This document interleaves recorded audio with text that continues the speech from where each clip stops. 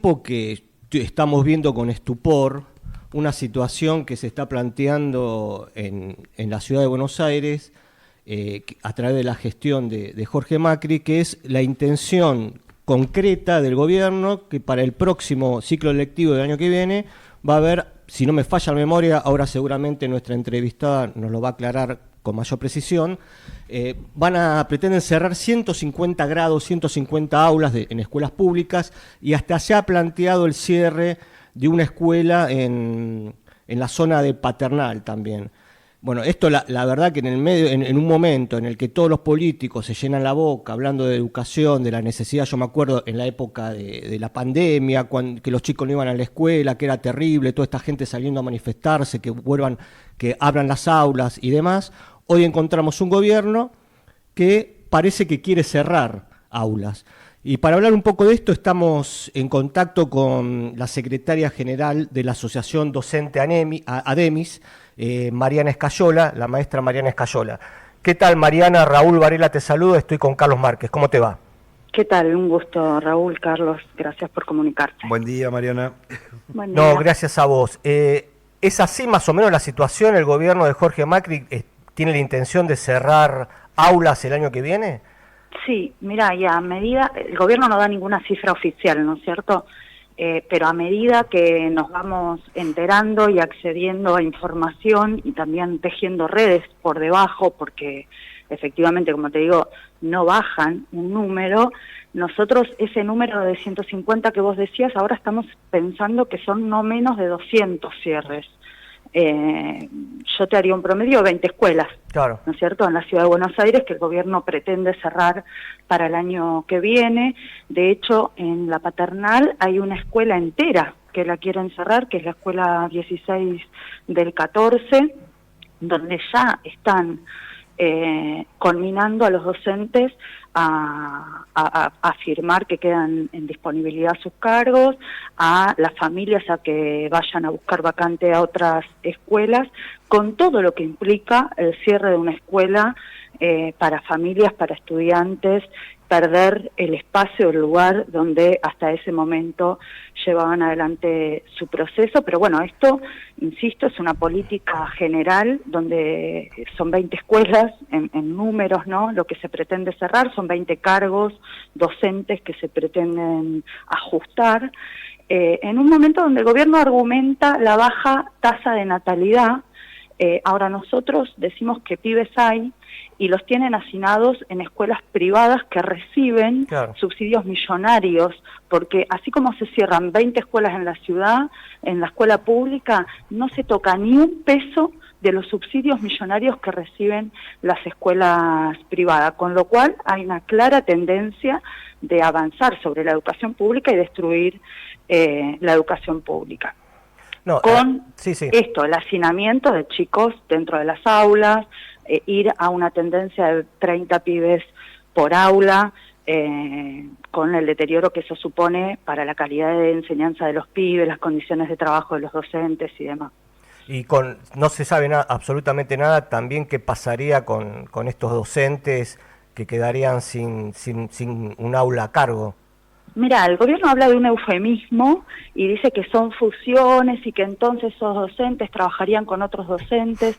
Nosotros sabemos por cuál es la metodología que utiliza el gobierno, que pueden llegar a sostener unos meses, un año, ese cargo y después lo terminan bajando, con lo cual se garantizan ese cierre, sea de acá unos meses, sea de acá un año, y esos cargos se pierden.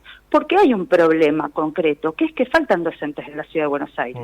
Entonces, ¿qué dice el gobierno? Bueno, amontonemos los pibes, tengamos un docente para esos 30 y me ahorro un problema, que en realidad no ataca el problema de fondo, que es qué pasa que cada vez se reciben menos docentes, etcétera. Digo, es un problema global. Nosotros hablamos, lo venimos diciendo, y sobre todo después de la pandemia que vos traías acá, sí, esto de que cómo se rasgaban las vestiduras hablando. Bueno, nosotros decimos, hay una crisis educativa profunda, y el gobierno la quiere atacar recortando, achicando presupuesto y avanzando sobre la educación pública en lugar de hacer lo contrario, en este marco de crisis, en este marco donde los pibes tienen que estar adentro de las escuelas y no tienen que estar amontonados, tienen que estar aprendiendo adentro de las escuelas.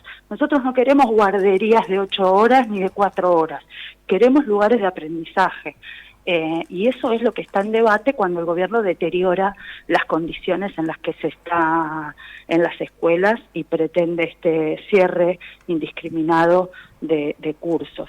Tenemos chicos incluidos en las escuelas, 4 o 5 chicos en un aula que ahora los quieren poner de a 30, sí, todos locura. juntos. No, además sería una oportunidad, si es verdad que hay menos demanda de educación, es una buena oportunidad para tener 10, 15 chicos en el aula, para que los docentes puedan trabajar como corresponde, para tener una educación un poco más personalizada y no esto de estar metiendo chicos hacinados en aulas de 30, ¿no? Que además hay que ver otra situación, el estado en el que están las escuelas, las aulas que no están en condiciones de recibir tantos chicos y demás, ¿no? Y lo que implica para un docente hoy en día estar frente a 30 chicos todos los días, ¿no? Sí, si a eso le sumamos que además ese docente trabaja 2, 3 cargos para poder llegar a fin de mes, ni hablar. Pero yo soy docente hace más de 20 años. Recién el año pasado tuve la oportunidad de tener un grupo de 15. Yo no te puedo explicar la diferencia del trabajo de tener 25 a tener 15 y cómo uno puede dedicarse distinto a cada pibe en ese contexto. Es muy difícil de explicar hacia afuera, el que no está quizás dentro de una escuela, pero sin duda es un ataque a deteriorar las condiciones de trabajo. Por eso yo decía, no somos una guardería, somos un lugar donde queremos que los pibes aprendan.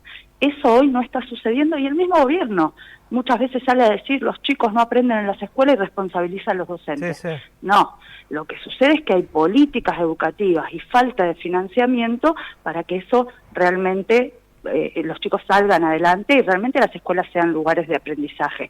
No es lo que está pensado por parte del gobierno y lo viene demostrando los últimos 20 años y esto de ahora es una muestra más y muy cruda de un ajuste y de un ataque a la educación. Los que decían que las escuelas tenían que estar abiertas en la pandemia, hoy están cerrando escuelas sin ningún tipo de justificativo. Mira, justo ayer a la noche, esto es pura casualidad, Mariana, Carlos, lo que voy a contar es pura casualidad, no tenía nada que ver con esta entrevista que íbamos a hacer ahora con Mariana.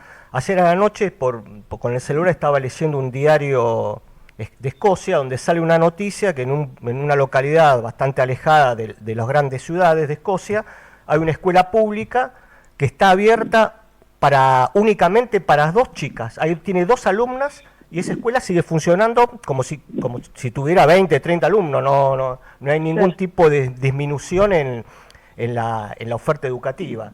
Y estaban las imágenes, el video, impresionante. Y ahí digo, la diferencia que hay entre una política de educación inclusiva y otra que lo que quiere es hacer negocio con la educación privada, ¿no? Efectivamente, es que se llenan la boca hablando, ¿no?, de los modelos que hay en otros países, nunca se copia lo bueno, sino más bien todo lo contrario. Después te voy a pedir que por privado te voy a mandar la nota.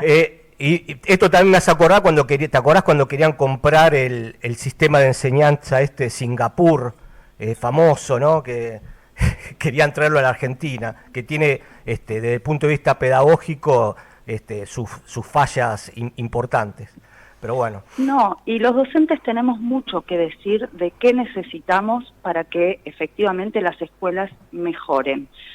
Ni hablar que necesitamos docentes mejores pagos y que no estén 10 horas dando clase, porque eso no te posibilita preparar las clases, preparar materiales específicos para estudiantes específicos, seguir formándote, leer un libro, ver qué materiales vas a llevar. Digo, el problema del salario afecta a la calidad educativa, la cantidad de horas que vos tenés frente a curso. Por otro lado, la cantidad de alumnos por aula, esto que discutimos en relación al cierre. ¿Por qué no aulas de 15 estudiantes con pareja pedagógica para poder ayudar a aquellos que les cuesta un poco más, que necesitan más apoyo para poder dividir la clase en algunos momentos, para tener dos miradas sobre esos estudiantes. Hoy nosotros estamos asistiendo a un recorte de las viandas, escuelas que nos están denunciando que bajaron a la mitad la cantidad de viandas o de raciones en las escuelas donde los chicos están 8 horas y mandan menos raciones que la cantidad de pibes que asisten. Digo, todo eso es deterioro de la calidad educativa y todo eso es lo primero que hay que atacar si nosotros queremos que realmente mejorar la calidad educativa y no que solamente quede en discursos y papelitos de colores, digo yo, espejitos de colores como se decía en la conquista. ¿Qué tal, Mariana? Carlos te habla. Vos sabés que bien. Yo hace 10 años que vengo pensando que va a haber que reponer la idea de un nuevo congreso pedagógico en el país. Porque hace muchos años que la educación está acorralada en la discusión presupuestaria. Y objetivamente, vos recién dijiste algo genial, que es los tipos que durante la pandemia querían abrir las aulas, hoy día las quieren cerrar, con el agravante que en ese momento incluso en la zona sur de la ciudad le sacaron la conectividad a las escuelas. Fue tremendo. Sí, bueno, está toda la infraestructura abandonada. De alguna manera una idea superadora de todo esto va a requerir un congreso pedagógico vinculante en la ciudad. Es para que lo piensen, digo, cuando tengan tiempo. La verdad que la urgencia siempre posterga lo importante, lo trascendente. De alguna manera va a haber que anclar y resolver de una vez por todas la cuestión salarial en salud y en educación en la ciudad de Buenos Aires, que tiene los recursos, digo. Es una discusión macabra para no discutir las otras cosas que estaba señalando. Es una locura que tengan que estar ocupándose las directoras de escuela o las maestras de que les mandan menos raciones que alumnos. Yo no puedo creer lo que te estoy escuchando, Mariana. No, efectivamente, estamos hablando de la ciudad, una de las ciudades más ricas del país, que se la pasan arreglando esquinas y rompiendo veredas que ya fueron arregladas, donde en las escuelas incluso ahora están intentando implementar todo un sistema de huella digital para el fichado y control de la asistencia de los docentes, que es un mamarracho completo, y que es un presupuesto enorme. Cuando hoy temprano me decía un profe de técnica, nos faltan martillos en los talleres para educación técnica y nos traen la huella digital. O sea, las prioridades de este gobierno, que es avanzar en todo lo coercitivo y todo lo que tenga que ver con el control, además es parte de este discurso, bueno, los docentes faltan y esto y lo otro, no, avanzan con la huella, todo un negociado con empresas privadas que llevan adelante no solamente la instalación del aparato, sino los software luego para el control. Olvídate. Bueno, todo ese negociado mientras no tenemos martillos ni viandas en las escuelas y ni hablar de cualquier tipo de material que estemos necesitando. La última de mi parte, después te dejo con Raúl de vuelta, disculpa la interrupción, Raúl. No. ¿Cómo están los chicos? Bueno, la crisis social que se está viviendo, la situación de las familias que se van quedando sin trabajo, las que ya estaban sin trabajo, impacta en las escuelas. Los pibes, vienen contentos a la escuela porque es un lugar que los aloja, pero la verdad que vienen con hambre, vienen con necesidades, vienen con preocupaciones, ni hablar cuando hablamos de adolescentes que tienen otra conciencia sobre lo que viven. Se ve una situación muy preocupante porque los pibes no ven salida, porque no ven alternativa y porque, insisto, esta política de tenerlos ahí simplemente es una estafa que le están haciendo a las familias, a los pibes, a su posibilidad de futuro, y en un contexto donde está muy difícil y todo recae sobre los docentes porque no hay política. Mira, yo veía hace 2 días la ministra nos manda un mail donde muestra cómo mejoró el tema del uso de los celulares en las escuelas por unas encuestas que ha alargado.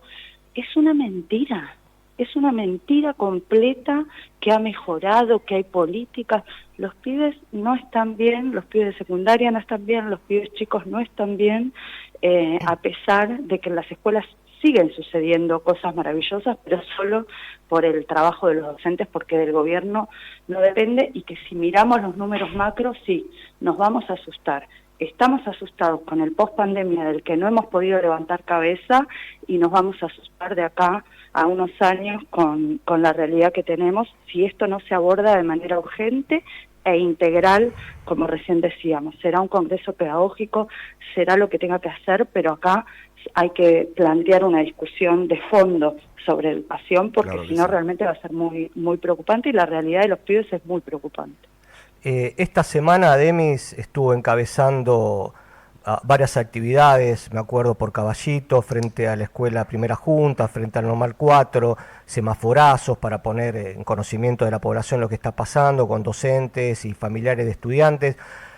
Demis está haciendo estas actividades, estas movilizaciones, ¿sola o hay acompañamiento de otros gremios docentes, como por ejemplo UTE? Mira, lo estamos solos, no, porque por suerte acompaña a la comunidad, o sea que son sí, de docentes y de la comunidad, y está habiendo una respuesta importante, y nosotros creemos que va a ir aumentando a medida que va contagiando esta posibilidad de resistir, y de escuelas donde concretamente a partir de la organización de los docentes y las familias se logró frenar el cierre, con lo cual la expectativa es un montón. Con respecto a la UTE y al resto de los sindicatos de la Ciudad de Buenos Aires, es realmente preocupante, y la verdad que esto no tiene que ver con una chicana ni con nada, el nivel de cogobierno que están teniendo con el gobierno de la ciudad. Un gobierno que incluso viene de haber perdido las elecciones, de haberse fusionado prácticamente con la Libertad Avanza, donde aparentemente el barco no se sabe muy bien para dónde va después de las últimas denuncias de las coimas y demás. Ese gobierno deteriorado es llamativo como el resto de los 16 sindicatos de la Ciudad de Buenos Aires viene avalando uno por una todas estas políticas de las que venimos hablando. No se entiende si no es por una connivencia cómo logra el gobierno sostenerse a pesar del repudio que hay por abajo. Así que es lamentable, y esperamos que reviertan en algún momento esta situación, porque es ir contra las escuelas, contra la educación pública, y esto lo están pagando los hechos, porque hoy la docencia está muy desilusionada del rol que vienen cumpliendo, particularmente la UTE. Clarísimo. Te hago la última pregunta. ¿Cuáles son los próximos pasos a seguir? ¿Están en contacto con, por ejemplo, con la legislatura de la ciudad, con diputados nacionales de la Ciudad de Buenos Aires?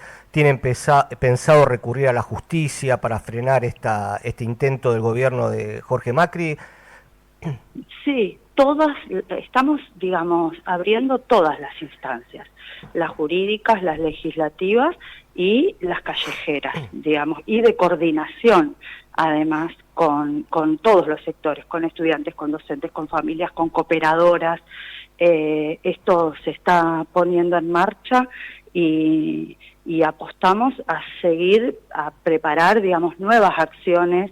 La de ayer en Acoite y Rivadavia fue muy importante, fue una importante actividad con mucha presencia.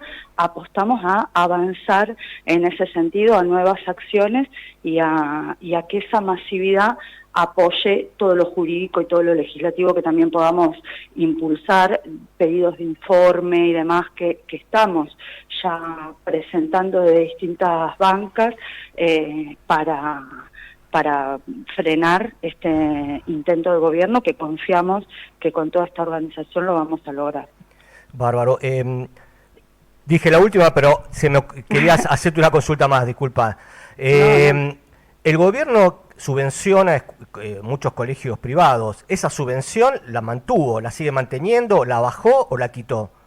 No, se mantiene exactamente igual, no se tocó un peso, pero si uno piensa que año tras año el presupuesto para educación se reduce, mientras se mantienen intactos los subsidios a la educación privada, entonces en realidad se aumenta, claro. ¿no es cierto?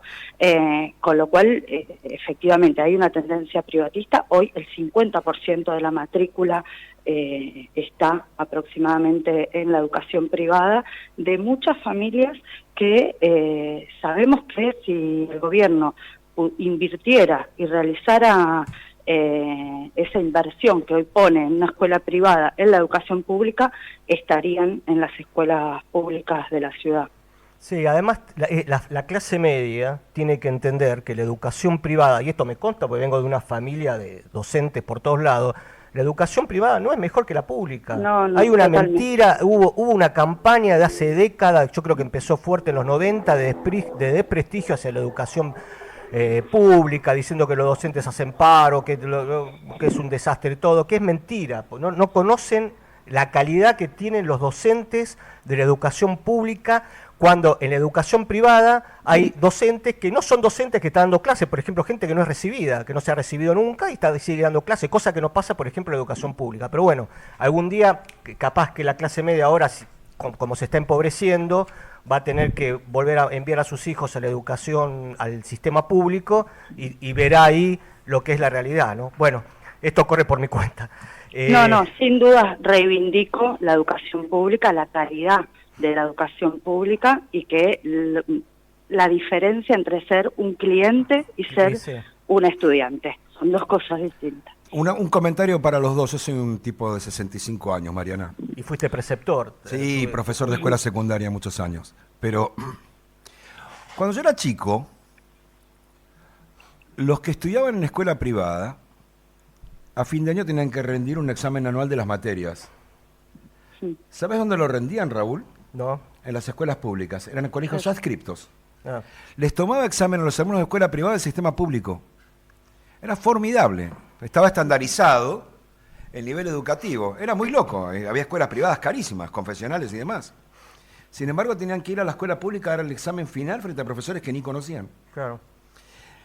Fue de tal manera, y esto empezó a pasar en la década del 50 parcialmente, después en la del 70, abandonando el rol rector, el Estado Nacional de la Educación, que termina pasando lo que estaban hablando vos, Raúl, recién Mariana. El negocio, Efectivamente. el comercio de la educación. Y obvio. Efectivamente. Esto viene de muchos años, y los últimos años de la década del 90 en adelante se profundizó muchísimo más. Pero como vos bien decís, ya desde los 50 empezaron los planes que hoy estamos viendo en educación. Por eso es necesario pensar un poco más a mediano o largo plazo. Perfecto. Bueno, te agradecemos mucho, Mariana, y vamos a seguir en contacto con Ademis para ver, para continuar con el análisis de esta situación, a ver si podemos llegar a buen puerto y evitar que el gobierno de Macri cierre aulas, cierre escuelas. Te mando un gran beso. Gracias. Muchas gracias. Buen fin de semana. Hasta luego.